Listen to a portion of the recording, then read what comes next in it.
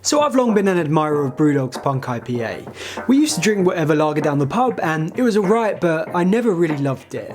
For some reason, I can't exactly remember the first time I wrapped my fingers around that blue can, but I can tell you now that I never looked back. But I'm not here to promote the deliciously fun nature that is Brewdog's Punk IPA, no. This is a channel about wildlife and sustainability. I'm here to tell you that Brewdog is now carbon negative.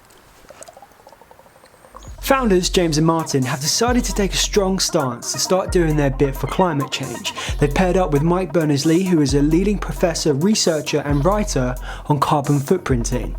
But before I tell you exactly what they're doing to reach a carbon negative outcome, I want to tell you 3 things that strike me most about this partnership between the guys at Brewdog, Mike, and their whole approach, and exactly what I think we can take away to live a more sustainable life ourselves. Firstly, it's their imagination. Being able to visualise situations outside of reality is key to moving forward against something such as human-induced climate change. Right now, the consequences of climate change aren't really being felt everywhere on Earth, but if you're able to have the awareness to imagine just how bad things could get, you're also able to visualise what a world could look like if we start making more of the right decisions. When thinking about climate change, this is a logical and necessary mindset to have as an individual. But just imagine the impact that could be had if a global business also took on this mindset. Well, that's what I think Brewdog appear to be doing. Secondly, I want to talk about transparency. We live in a world that is full of bullshitters. Like, you don't know if what the guy with the funny hair on the TV is saying is true. You'd be a fool to believe everything that you hear, and in the world of environmental sustainability, there's also a lot of bullshit going on too. Companies make a lot of empty promises and basically say things that sound promising towards climate policies, but they never really materialise. I think where Brewdog are getting it right is in their openness to admit that there will be mistakes along the way, but they're not going to try and hide behind these mistakes or even let them go. Instead, use them to learn from and lead by example. And they've also published a report which has all of their methodology, stats and calculations relating to their carbon footprint breakdown. So I think what we can take away for all of us is to just be more honest about the things that we do and just admit that we're not perfect, especially when talking about our carbon footprints. There's a level of hypocrisy which I think needs to be banished from the conversation because really it's just unproductive and it makes people feel like they have to keep quiet and they can't talk about the good that they're doing. If we just put our heads together and spoke more about the things that we can actively do to better the environment and lower our carbon footprints, we'd be in a much better place. So the third thing is depth. What really strikes me is their commitment to take this on at a great level of depth and thought. They're looking at their whole business, every little bit, and implementing ways to operate in a greener, more carbon-aware way. I just have to think to myself, if a company can figure out a way to become carbon negative, surely I, as an individual, can manage myself to get a little bit closer to that. With that being said, let's get into the ways that they are actually doing this. The Brewdog Forest. Trees are nature's answer to excess CO2. The guys at Brewdog know this, so they brought a 2,000 acre patch of land in the Scottish Highlands.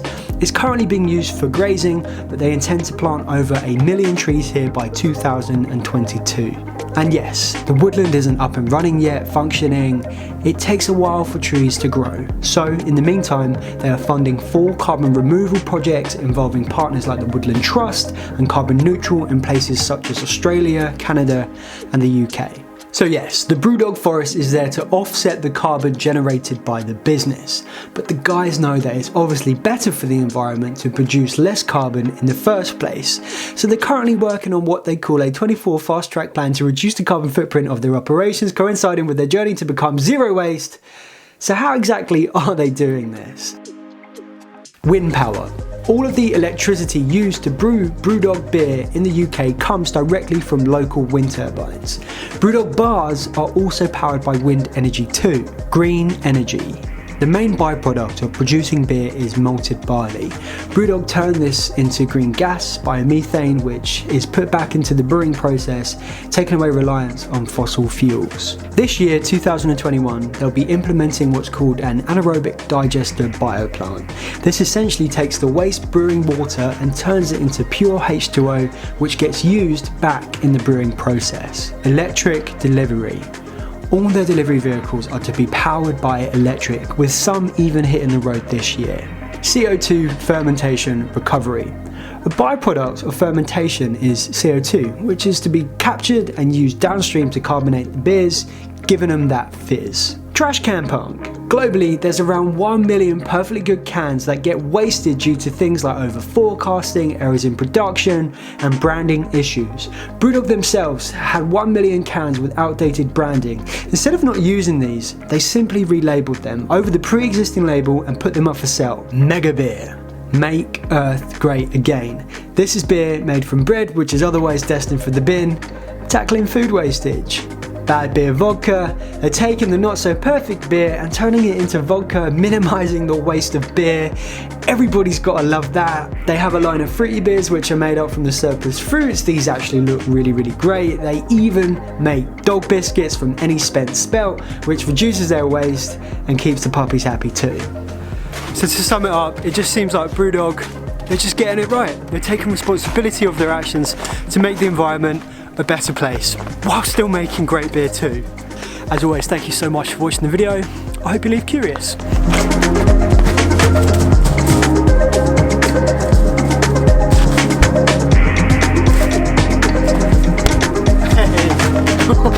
Oh dear. It looks fine. Go Whippy.